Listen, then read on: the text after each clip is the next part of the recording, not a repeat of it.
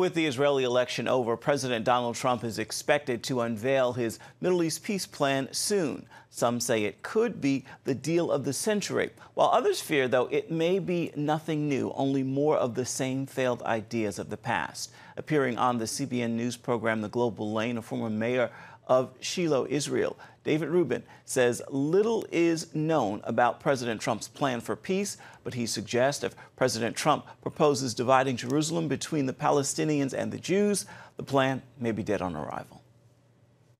Nobody really knows what to expect. There are different possibilities. There's talk and there are rumors about the issue of borders, what it's going to mean as far as borders go. There's talk about the possibility that many of the so-called Palestinians, the Arab residents of Judea and Samaria, might be made Jordanian citizens, and a question of whether they would have to move to Jordan or not. Now, Daniel Pipes recently wrote in a column mentioning the possibility of Jerusalem serving as the capital of both Palestine and Israel. Israel maintaining 10% of the so-called West Bank, Judea and Samaria, and the Palestinians 90%. So what do you think of that idea, David? I think it's a ridiculous idea. That would be a non-starter, if I ever heard a non-starter. Look, you're not going to have peace based on falsehood and based on fiction and based on lies.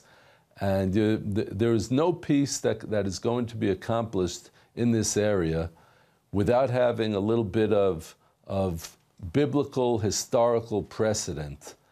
And when you talk about historical precedent and you talk about biblical accuracy, it's not going to happen unless Israel has sovereignty over all of Judea and Samaria.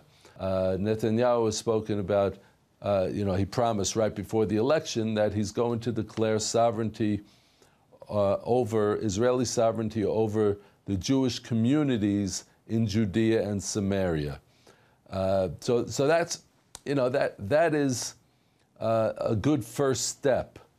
But the ultimate step that's really going to work is to declare Israeli sovereignty over Judea and Samaria, 100% of Judea and Samaria, and if necessary, having a path to loyal citizenship for those Arab residents of Judea and Samaria, and those who don't want to be loyal citizens, simply giving them a stipend and moving them over to Jordan. It's not going to work giving them 90% of Judea and Samaria. Now you can hear more insights from David Rubin on tonight's edition of The Global Lane. It is on the CBN News channel. It begins at 9:30 Eastern.